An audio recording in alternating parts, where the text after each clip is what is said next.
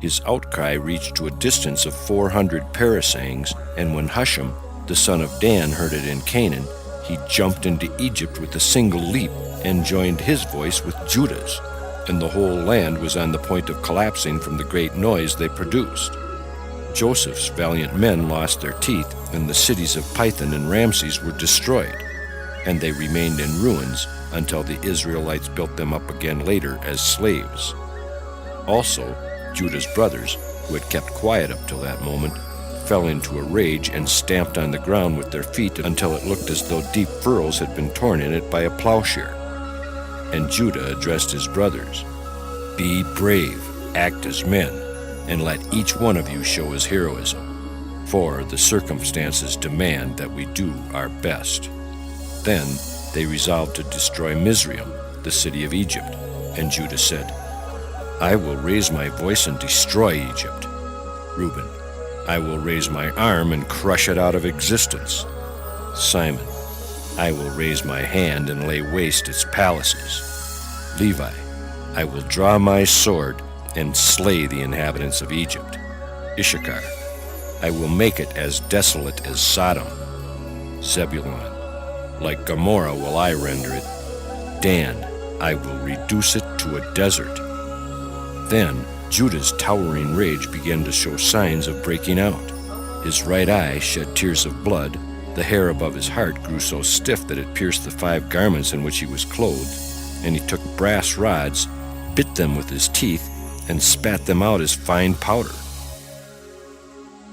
When Joseph saw these signs, fear befell him, and in order to show that he too was a man of extraordinary strength, he pushed with his foot against the marble pedestal on which he sat, and it broke into splinters. Judah exclaimed, "This one is a hero equal to myself."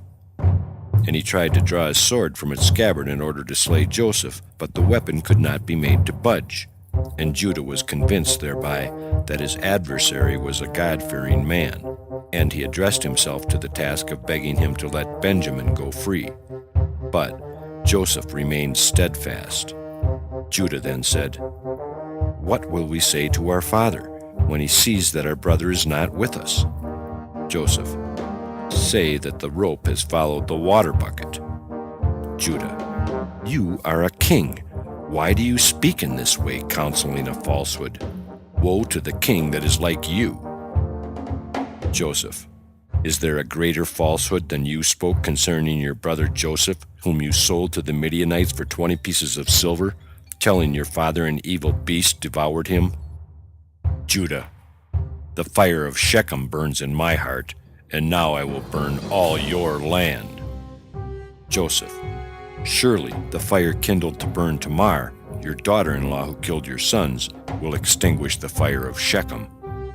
Judah, "If I pluck out a single hair from my body, I will fill the whole land of Egypt with its blood."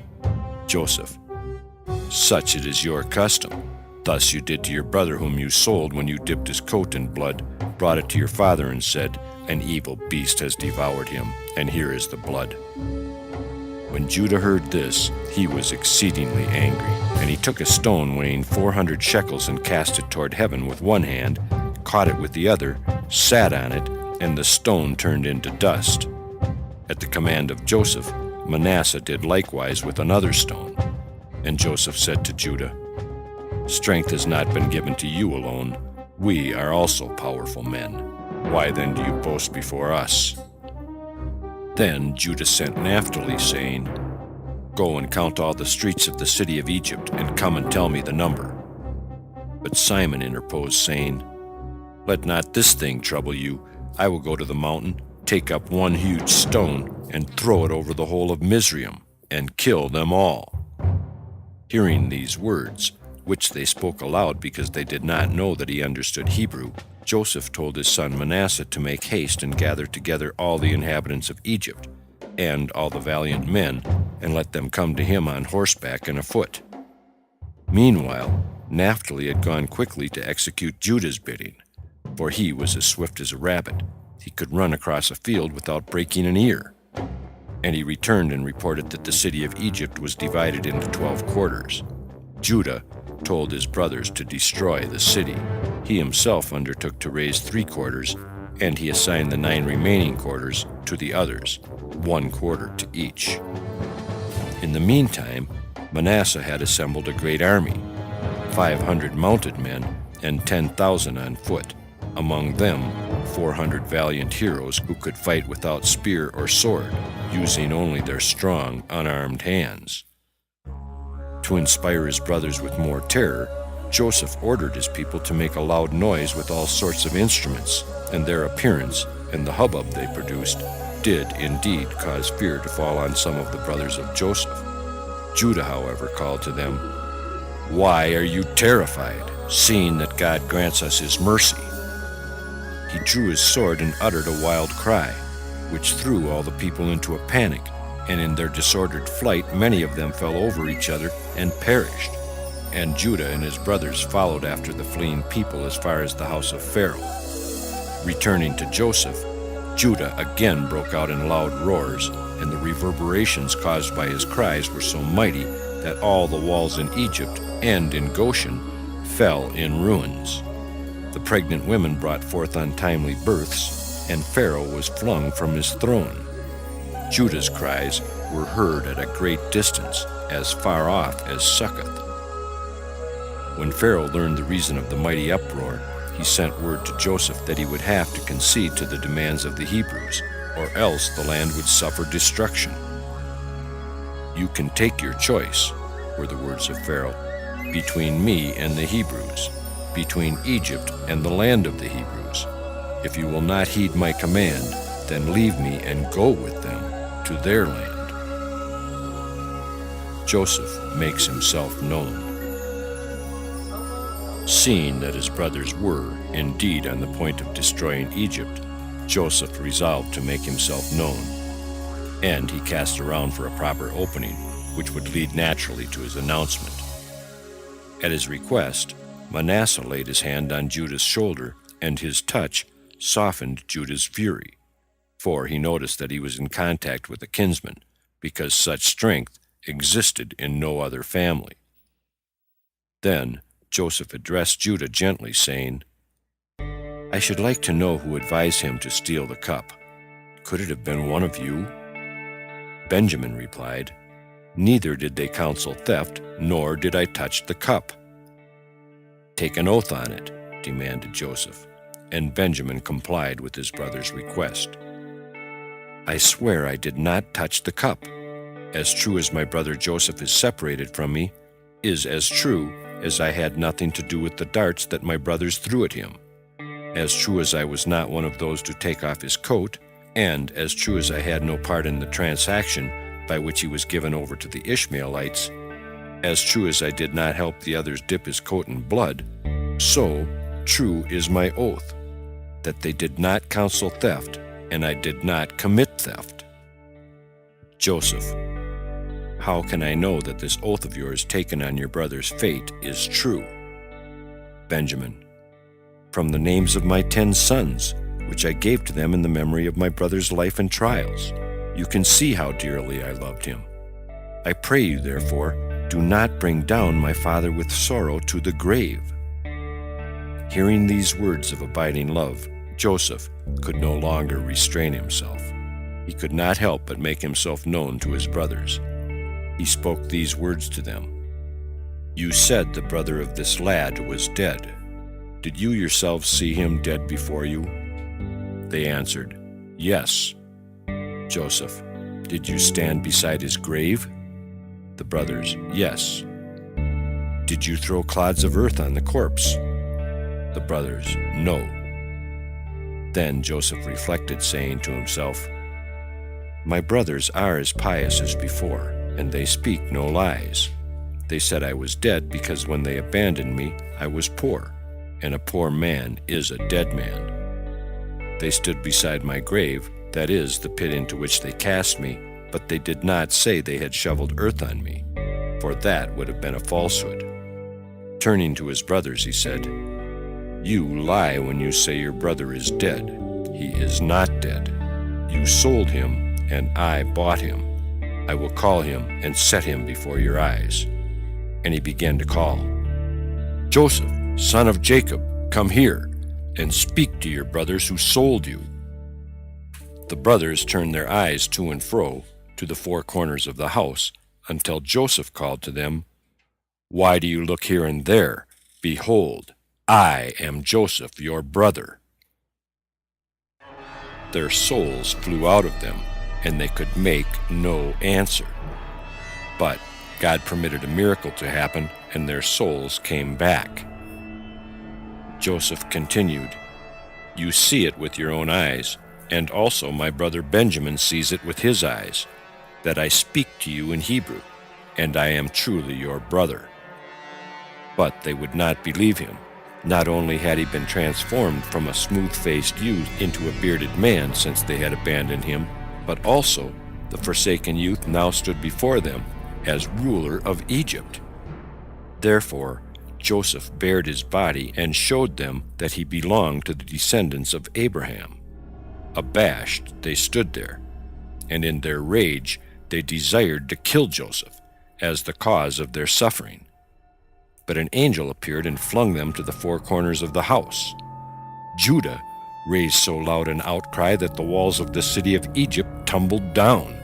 Women brought forth untimely births.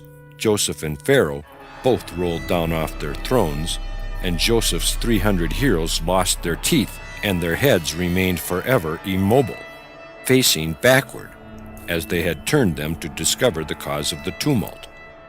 Yet the brothers did not venture to approach close to Joseph. They were too greatly ashamed of their behavior toward him. He sought to calm them, saying, "Be not grieved, nor angry with yourselves that you sold me, for God sent me before you to preserve our lives." Even such kind words did not banish their fear, and Joseph continued to speak. "As little as I harbor vengeance in my heart against Benjamin, so little do I harbor vengeance against you." And still his brothers were ill at ease, so Joseph went on, "Think you that it is possible for me to inflict harm on you? If the smoke of 10 candles could not extinguish one, how can one extinguish 10? At last the brothers were soothed, and they went up to Joseph, who knew each one by name, and, weeping, he embraced and kissed them all in turn. The reason he wept was that his prophetic spirit showed him the descendants of his brothers enslaved by the nations. He especially wept on Benjamin's neck, because he foresaw the destruction decreed for the 2 temples to be situated in the land of Benjamin. And Benjamin also wept on Joseph's neck for the sanctuary at Shiloh, in the territory of Joseph, which was likewise doomed to destruction. Pharaoh was well pleased with the report of the reconciliation between Joseph and the Hebrews, for he had feared that their dissensions might cause the ruin of Egypt, and he sent his servants to Joseph to take part in his joy. Also he sent word to Joseph that it would please him well if his brothers took up their lives in Egypt, and he promised to assign the best parts of the land to them for their dwelling place. Not all the servants of Pharaoh were in agreement with their master. Many of them were disturbed, saying, "If one of the sons of Jacob came here, and he was advanced to a high position over our heads, what evil will happen to us when 10 more come?" Joseph gave his brothers 2 changes of clothes, one for use on the ordinary days of the week, and one for use on the Sabbath. For, when the cup was found with Benjamin, they had torn their clothes, and Joseph would not have his brothers go around in torn garments. But to Benjamin he gave 5 changes, but not in order to distinguish him among his brothers. Joseph remembered only too well what mischief his father had caused by giving him the coat of many colors, thereby arousing the envy of his brothers. He desired only to intimate that Mordecai, a descendant of Benjamin, would one day be arrayed in 5 royal garments. Joseph presented his brothers, apparelled in their gold and silver embroidered clothes, before Pharaoh, who was well pleased to become acquainted with men of such heroic stature and handsome appearance. Pharaoh gave them wagons to bring their families back to Egypt, but as they were adorned with images of idols, Judah burned them, and Joseph replaced them with 11 other wagons, among them the one he had ridden in his ascension to office. This one was to be used by his father on his journey to Egypt. For each of his brother's children he sent garments, and also 100 pieces of silver for each. But for each of the children of Benjamin he sent 10 changes of raiment. And for the wives of his brothers he gave them rich garments of state, such as were worn by the wives of the pharaohs, and also ointments and aromatic spices. To his sister Dinah he sent silver and gold embroidered clothes, and myrrh, aloes, and other perfumes. And such presents he gave also to the wife and daughters-in-law of Benjamin.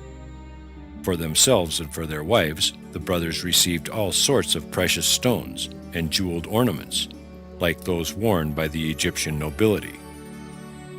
Joseph accompanied his 11 brothers to the frontier, and there he took leave of them with the wish that they and all their families come back to Egypt. And he enjoined on them besides 3 maxims to be observed by travelers. Do not take long steps. Do not discuss halakhic subjects, that you do not lose your way.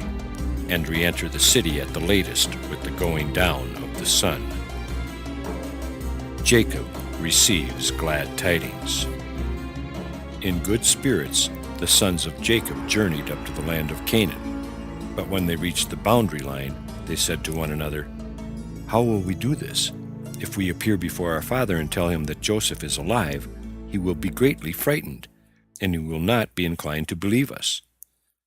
Besides, Joseph's last injunction to them had been to take heed and not startle their father too much with the tidings of joy.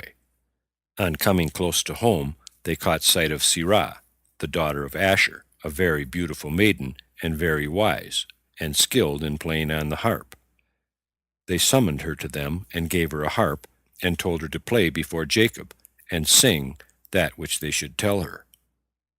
She sat down before Jacob, and with an agreeable melody she sang the following words, accompanying herself on the harp. "Joseph, my uncle, lives.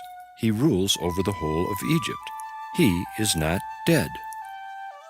She repeated these words several times, and Jacob grew more and more pleasurably excited. His joy awakened the Holy Spirit in him, and he knew that she spoke the truth. The spirit of prophecy never visits a seer when he is in a state of lassitude or in a state of grief. It comes only together with joy.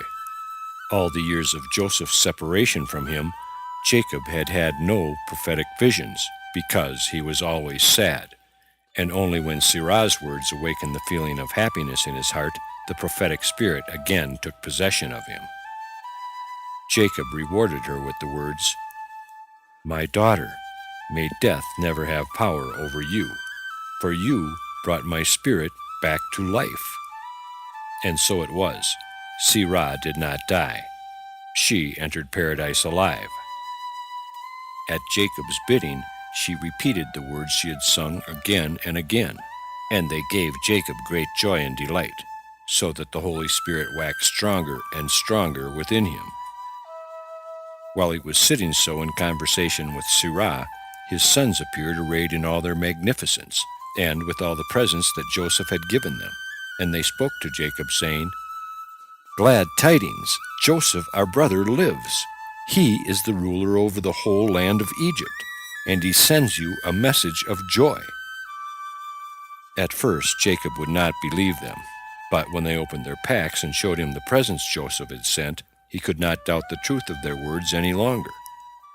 Joseph had had a premonition that his father would refuse to give his brothers credence, because they had tried to deceive him before, and it is the punishment of the liar that his words are not believed even when he speaks the truth.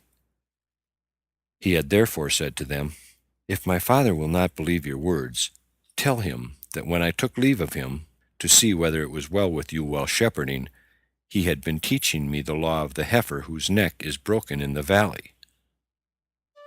When they repeated this, every last vestige of Jacob's doubt disappeared, and he said, "Great is the steadfastness of my son Joseph. In spite of all his sufferings, he has remained constant in his piety. Yes, great are the benefits that the Lord has conferred on me. He saved me from the hands of Esau, and from the hands of Laban, and from the Canaanites who pursued after me. I have tasted many joys, and I hope to see more, but never did I hope to set my eyes on Joseph again, and now I will go down to him and behold him before my death." Then Jacob and the members of his family put on the clothes Joseph had sent, among them a turban for Jacob, and made all preparations to journey down into Egypt and live there with Joseph and his family. Hearing of his good fortune, the kings and grandees of Canaan came to wait on Jacob and express gladness with him in his joy, and he prepared a 3-day banquet for them. Jacob, however, would not go down to Egypt without first inquiring whether it was the will of God that he should leave the Holy Land.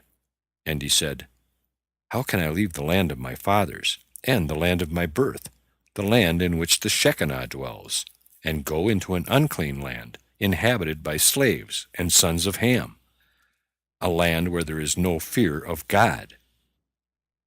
Then he brought sacrifices in honor of God, in the expectation that a divine vision would descend on him and instruct him whether to go to Egypt or to have Joseph come up to Canaan.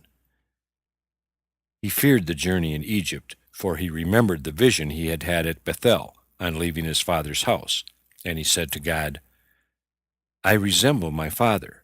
As he was greedy in filling his mouth, so am I, and therefore I would go down to Egypt in consequence of the famine. As my father preferred one son to the other, so I have a favorite son, and therefore I would go down to Egypt to see Joseph. But in this I do not resemble my father. He had only himself to provide for, but my house consists of 70 souls, and therefore I am compelled to go down to Egypt.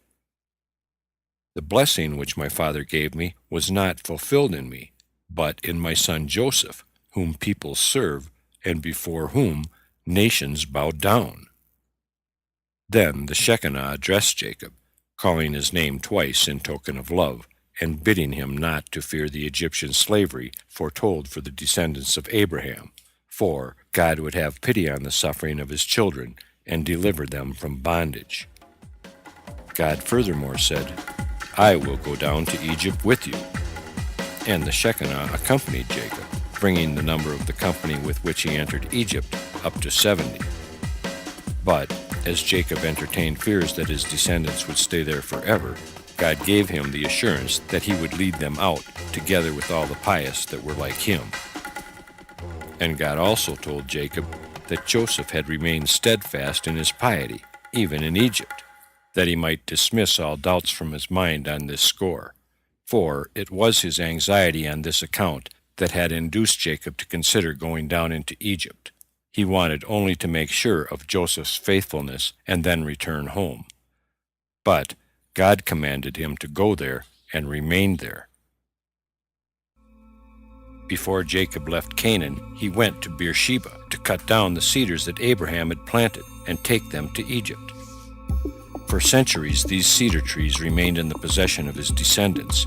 They even carried them with them when they left Egypt and used them in the building of the tabernacle. Though Joseph had put wagons at the disposal of his brothers for the removal of his family from Canaan, they decided to carry Jacob on their arms, for which purpose they divided themselves into 3 divisions, one division after the other assuming the burden. As a reward for their filial devotion, God redeemed their descendants from Egypt. Judah was sent on ahead by his father to erect a headquarters and academy in Goshen, so Jacob might set about instructing his sons at once after his arrival. He charged Judah with this honorable task in order to compensate him for a wrong he had done him. All the years of Joseph's absence, he had suspected Judah of having made away with his son. How little the suspicion was justified, he realized now when Judah, in particular, had been assiduous in securing the safety of Benjamin, the other son of Rachel. Jacob therefore said to Judah, "You have done a pious, God-commanded deed, and have shown yourself to be a man capable of carrying on negotiations with Joseph. Complete the work you have begun. Go to Goshen, and together with Joseph prepare all things for our coming. Indeed," continued Jacob, "you were the cause of our going down to Egypt, for, It was at your suggestion that Joseph was sold as a slave, and also, through your descendants, Israel will be led forth out of Egypt." When Joseph was informed of the approach of his father, he rejoiced exceedingly, chiefly because his coming would stop the talk of the Egyptians, who were constantly referring to him as the slave that had dominion over them. "Now," said Joseph, "they will see my father and my brothers, and they will be convinced that I am a freeborn man, of noble stock." In his joy and anticipation of seeing his father, Joseph made ready his chariot with his own hands, without even waiting for his servants, and this loving action rebounded later to the benefit of the Israelites, for it rendered to no effect Pharaoh's zeal in making ready his chariot himself, with his own hands, to pursue after Moses and the Israelites. Jacob arrives in Egypt. When the Egyptian nobles observed their viceroy completing his preparations to meet his father, they did the same. Indeed, Joseph had issued a proclamation throughout the land, threatening with death all that did not go forth to meet Jacob. The procession that accompanied him was composed of countless men arrayed in byssus and purple, and marching to the sounds of all sorts of musical instruments. Even the women of Egypt had a part in the reception ceremonies. They ascended to the roof of the houses and the walls of the cities, ready to greet Jacob with the music of cymbals and timbrels. Joseph wore the royal crown on his head. Pharaoh had lent it to him for the occasion. He descended from his chariot when he was at a distance of about 50 ells from his father, and walked the rest of the way on foot. And his example was followed by the princes and nobles of Egypt. When Jacob caught sight of the approaching procession, he rejoiced, and even before he recognized Joseph, he bowed down before him. But, for permitting his father to show him this mark of honor, punishment was visited on Joseph. He died an untimely death before the years of life assigned to him had been completed. That no harm befall Jacob from the shock of a too sudden meeting, Joseph sent his oldest son ahead with 5 horses. The second son followed close after him in the same way. As each son approached, Jacob thought he beheld Joseph, and so he was prepared gradually to see him face to face. Meantime, Jacob had spied, from where he was seated, a man in royal robes among the Egyptians, a crown on his head and a purple mantle over his shoulders, and he asked Judah who it might be. When he was told that it was Joseph, his joy was great over the high dignity attained by his son. By this time, Joseph had come close to his father, and he bowed himself down before him to the earth, and all the people with him likewise prostrated themselves. Then Joseph fell on his father's neck, and he wept bitterly. He was particularly grieved that he had permitted his father to bow down before him just a little while before without hindering it. At the very same moment, when Joseph embraced his father, Jacob was reciting the Shema, and he did not allow himself to be interrupted in his prayer. But then he said, "When they brought me the report of the death of Joseph, I was doomed to double death, that I should lose this world and the world to come.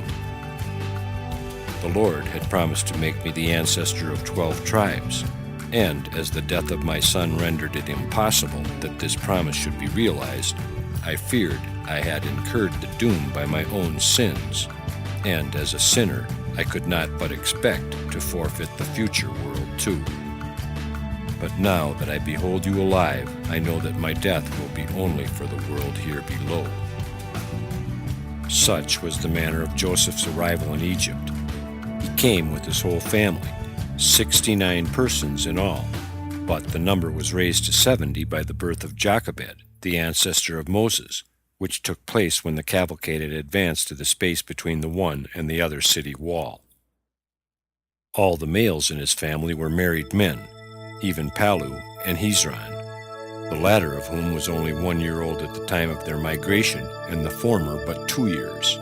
They had the wives with them that had been chosen for them by their parents. In general, all the sons and grandsons of Jacob had married young. Some of them had been fathers at the age of 7. Joseph took some from among his brothers and presented them to Pharaoh. He chose the weakest of them, that the king might not be tempted to retain them in his service as warriors. And, as he did not desire his family to live at close quarters with the Egyptians, and perhaps amalgamate with them, he introduced them as shepherds. The Egyptians worshipped the constellation of the rain and paid divine honors to animals, and they kept aloof from shepherds. Pharaoh, therefore, was inclined to grant Joseph's wish, to give them the pasture land of Goshen. The land was theirs by right, for the Pharaoh that took Sarah away from Abraham by force had given it to her as an irrevocable possession. In their conversation with Pharaoh, the brothers of Joseph made it plain to the Egyptian king that it was not their intention to remain in Egypt forever. It was to be only a temporary dwelling place. Then Joseph set Jacob his father before Pharaoh, and when the king saw him, he said to Og, who happened to be with him at the moment, "Look, you called Abraham a sterile mule, and here is his grandson with a family of 70 people." Og would not believe his own eyes. He thought Abraham was standing before him. So close was the resemblance between Jacob and his progenitor. Then Pharaoh asked about Jacob's age to find out whether he actually was Jacob and not Abraham. And Jacob said to Pharaoh, "The days of the years of my pilgrimage are 130 years," using the word pilgrimage in reference to life on earth, which the pious regard as a temporary sojourn in alien lands. "Few and evil," he continued, "have been the days of the years of my life. In my youth I had to flee to a strange land on account of my brother, Esau, and now, in my old age, I must again go to a strange land, and my days have not attained the years of the life of my fathers." These words sufficed to convince Pharaoh and Og that the man standing before them was not Abraham, but his grandson. When Jacob uttered the words, "The days of the years of my pilgrimage have been few and evil," God said to him, "Jacob, I saved you out of the hands of Esau and Laban. I restored Joseph to you, and made him to be a king and a ruler, and yet you speak of few and evil days? Because of your ingratitude, you will not live to the age of your fathers." And Jacob died at an age 33 years less than his father Isaac's. On going out from the presence of Pharaoh, Jacob blessed the king with the words, "May the years still in store for me be given to you, and may the Nile overflow its banks and water the land." His words were fulfilled. In order to show that the pious are a blessing for the world, God caused the Nile to rise above its bed and fructify the land of Egypt. Next, Joseph's kindness and generosity. End part 30 of 95, TheLegendsOfTheJews.com.